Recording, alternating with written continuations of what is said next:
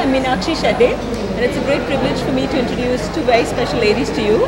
One is Lorey de Lacharriere, and we have Demy Geroe with us. She is many things altogether. One of the things is she teaches Asia Pacific film at the Griffith Film School in Australia, in Brisbane. She's also on the Asia Pacific Screen Awards Nomination Council. She's founder director of the Brisbane International Film Festival, and she's co-director of the Iranian Film Festival in Australia and many things besides. She's a regular to India. Both of them are regular visitors to India. And Lorey de Lacharriere is, she's actually been an artistic advisor and programmer with the Visions du Réel documentary film festival in Switzerland, and also the India Week in Hamburg, and many things besides. She's also on the European Film Awards committee, and she is also a regular visitor to India. The reason we're talking to them is they are both special people who have been curating and programming many Indian films for international film festivals. So Anne, would you like to tell us what is it specially that you look for when you select Indian films for festivals overseas? Well, in general, what I'm looking for is creativity rather than something that's formulaic. And many Indian films do have something outside, in the parallel cinema, do have something quite special and unique, some kind of interesting vision. I'm particularly looking for films that are less exotic. Many festivals do look for exotica when they're looking at Asian cinema, but it's very important to me that it has something original and heartfelt and an authentic voice. And do you find sometimes that, can you give us examples of films that have worked for you, which you really were delighted to discover and which went to festivals? And also films which you may or may not want to mention, but things which were made for festivals which actually put people off, but the filmmaker thinks, oh, if I do this, I'll get selected. Well, regrettably, that's often the case, and there are distributors who and producers, production companies who do encourage that kind of exotic vision, and the audience can't always pick that, in my opinion, but we programmers usually can, as you know, within a very short space of time. I suppose the sort of film that I would like is one that you actually introduced me to, The Well, a number of years ago. That's Umesh Kulkarni's Vihir, The Well in Marathi. Very beautiful film, lovely, quiet, understated kind of film that the audience really did appreciate. That's the sort of thing they like. Certainly my audience is less Bollywood oriented, which is probably not the audience listening to this anyway. So generally speaking, they wouldn't be as interested in that kind of film. Although there are films, and I guess I'm thinking back to something like My Name is Khan, was a film that did reach a broader audience, although it's a Bollywood type film. Yeah, those would be two examples that I could think of. Yeah, would be generally known. Yeah. Barbara, could you tell us films that you really liked in India, but which you really struggled to convince at a festival that this was really special, because they have preconceived notions of what an Indian film should be? It's a complicated question because it's always a struggle. Yeah. It's always a struggle. I mean, I'm an independent curator, and I came to India as a film critic. And I was fascinated by the diversity of Indian regional cinema. And this is something I wanted to share, because this was not known at all in the countries I lived, speaking of Switzerland, Germany, France mostly. So what I'm doing is I'm trying to convince festivals or art house cinemas.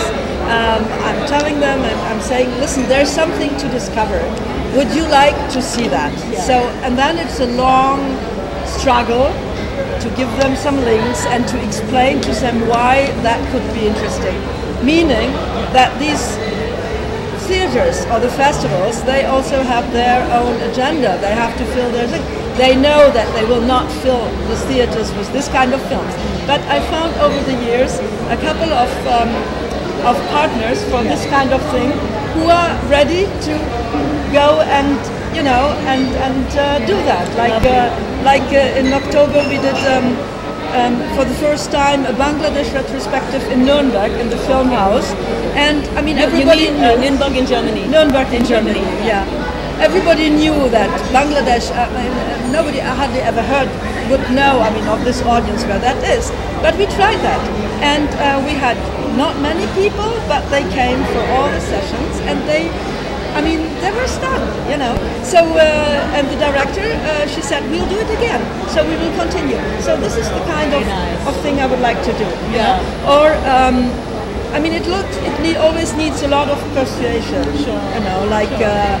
Like Harood. When I saw Harood, that was a film I really liked from Kashmir. This is Amir Bashir's Harood, which was set in Kashmir. About Kashmir. Yeah. Because it is beyond the conflict. For me, it was beyond the conflict, the specific conflict in Kashmir. It had really a kind of universal aspect of people living under siege. You have that in Israel, Palestine, you have that in other countries. So I thought it would be very interesting, to bring this film, and I brought it to Freiburg. So that was, it worked very well, and it got also an award, This is Freiburg in Switzerland. In Switzerland, yes. Yeah. But this was quite unexpected, so it was, I was very happy about that. So this is how it works, trying to find, I think the most important thing is to find an idea.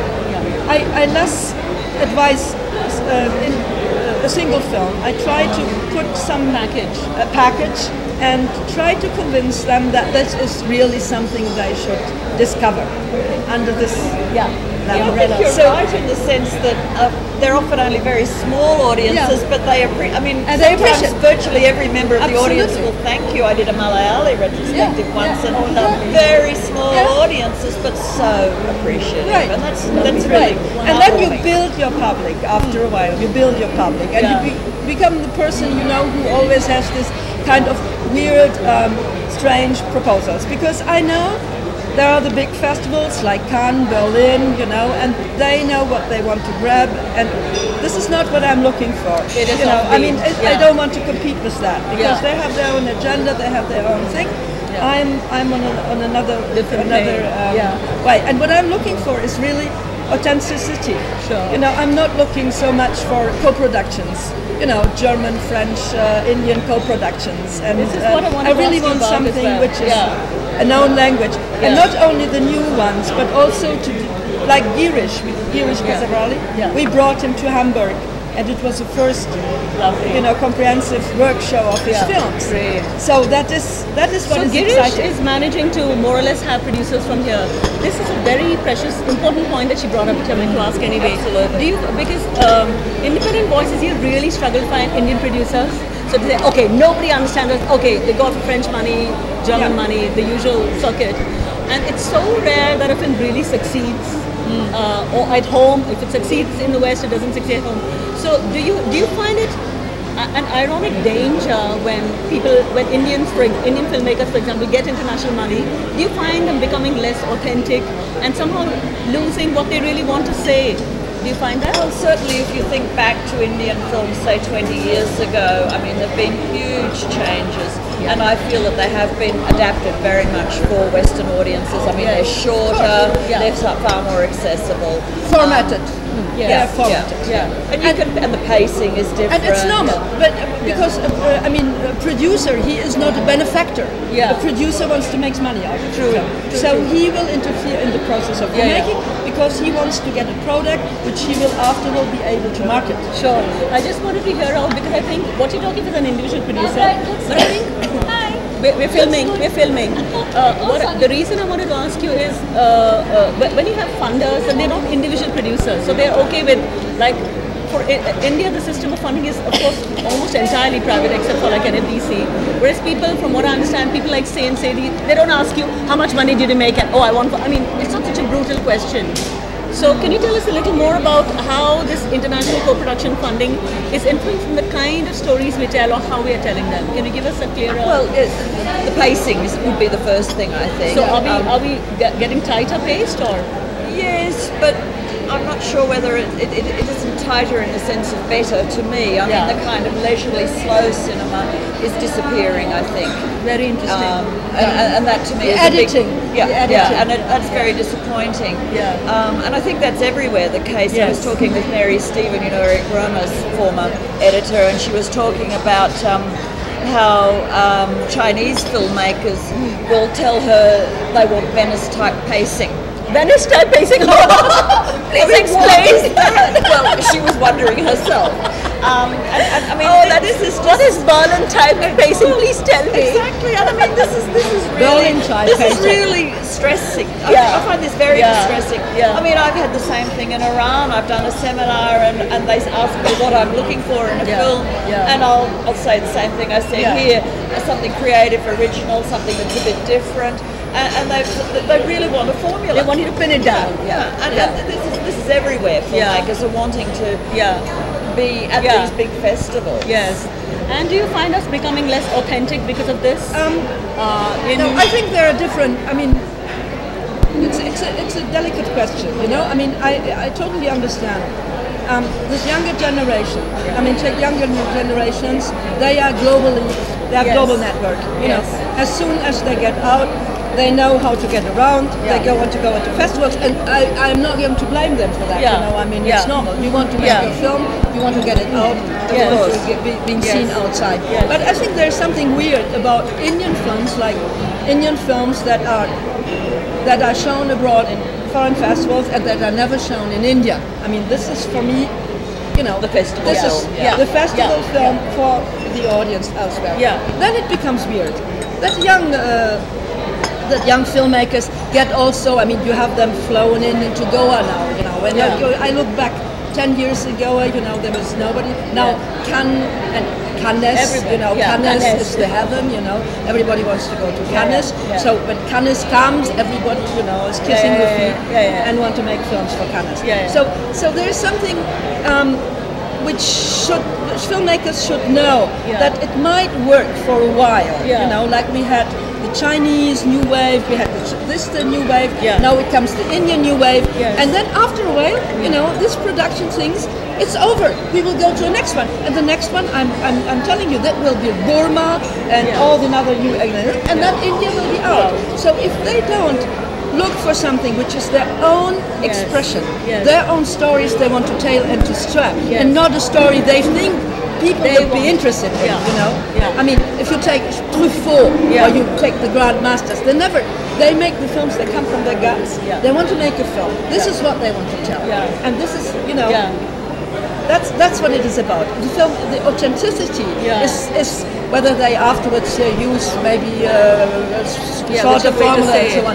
This is secondary, but it has to be something you feel the need that they want to make a film, they want to tell a story, and this story they know about it and it comes from outside, and then it will work. I mean, then they will catch it. I think that what you're saying is so true, though, about the fashions amongst we programmers. Exactly. Some of our colleagues are very. I try not to be guilty of this, but a certain cinema will be the flavour of 2 years, 3 years, 5 years, and then people move on. Exactly. It's exactly what you say. And their films will be passé instead of becoming classics.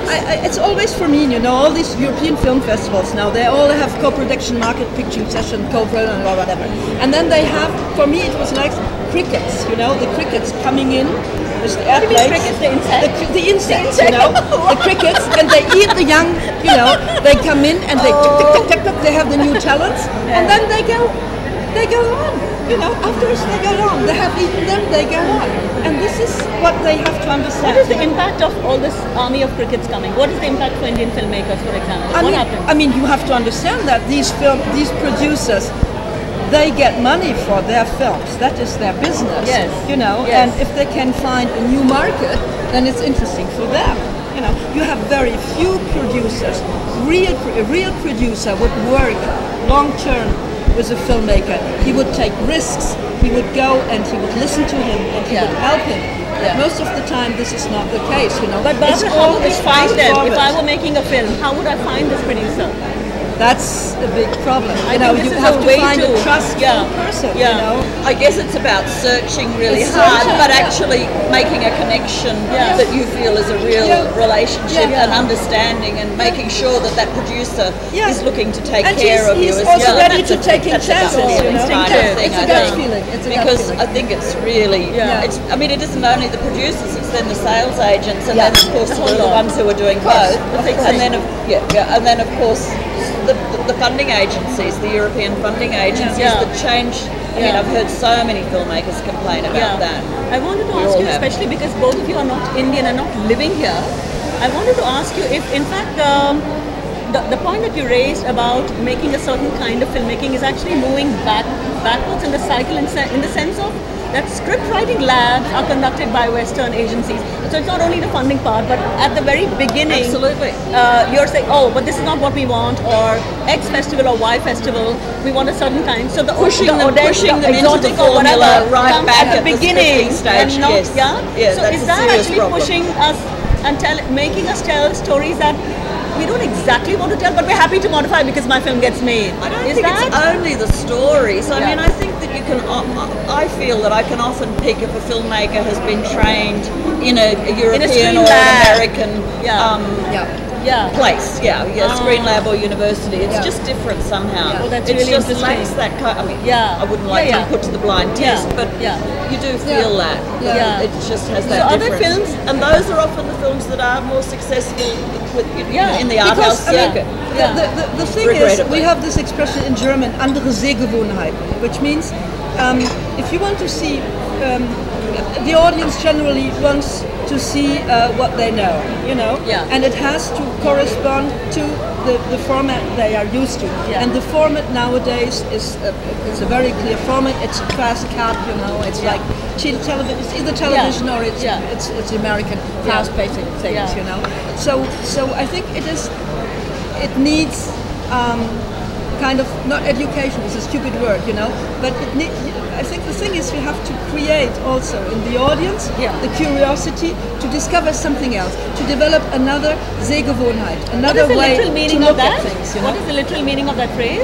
It's a habit of looking at ways something. of seeing it, in my The habit of looking at something. Lovely. It's like art, Cinema is like art. I mean, if you look at Indian art, it needs another way of looking at it than an impressionist painting.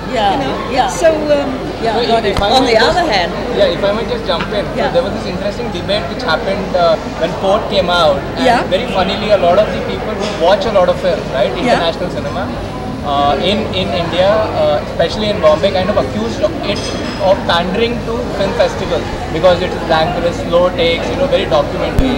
that's the opposite side. So at the opposite side. So and in a very interesting interview with IndieWire, Chaitanya Kamane, the director, kind of countered that, right? So he was like, if someone is accusing me of doing something which is Western, then they don't actually know Indian cinema or Eastern cinema, because we've used these techniques for much longer, Exactly. and the whole habit of cutting fast has come from the West. So my slow takes is not a Western import. It's just my way of presenting it. So Quite right. it cuts both ways.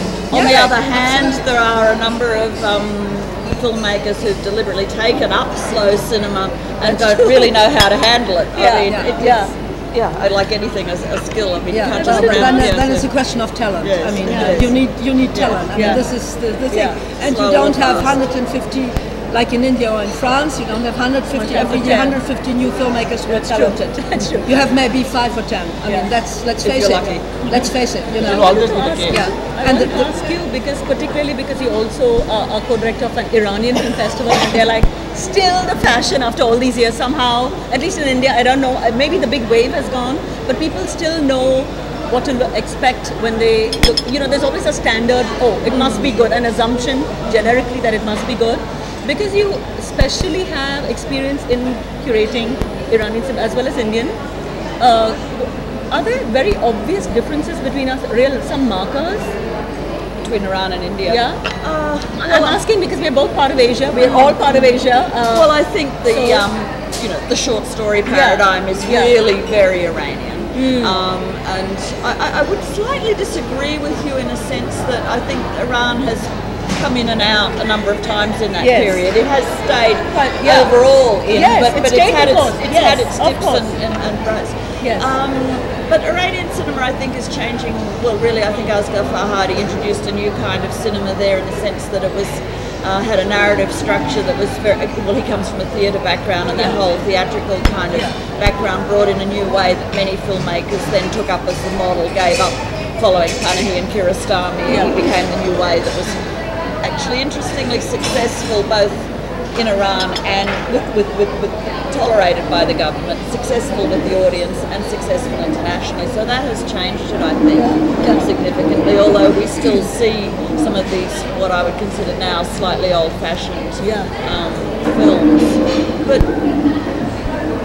yeah, I think the simplicity of Iranian cinema is different. I think India has the big epics, Too complex, much more complexity of storytelling. Variety, Do you, when you program, do you find, are you usually able to, because I feel when you're talking of looking at films in a different way, and I think sometimes a little discussion after or having a few speakers come from that country somehow makes this looking at it differently very precious, or makes it all accessible. Are you often able to persuade people that this little discussion around it, or the Q&A, or inviting a discussion, or is that usually a funding thing and there's no money, and are you able to add that little bit that makes oh yes, the and I perspective think happen? I always say we have to do that, because I mean,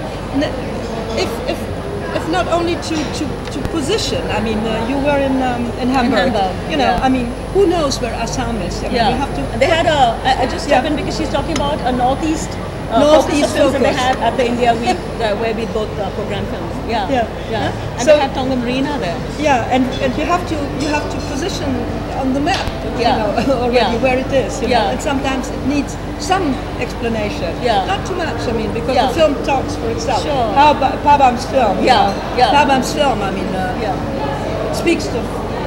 For itself. We don't She's need talking of Pavan Kumar's film from Manipur, and I find it really, really interesting because she and I had both programmed for this India Week in Hamburg, and it's, for me, it's a program always heartbreaking, and I'm really jealous of these ladies because they get to see films in Berlin, in Paris, in New York, and everywhere in the world that we don't get to see in India.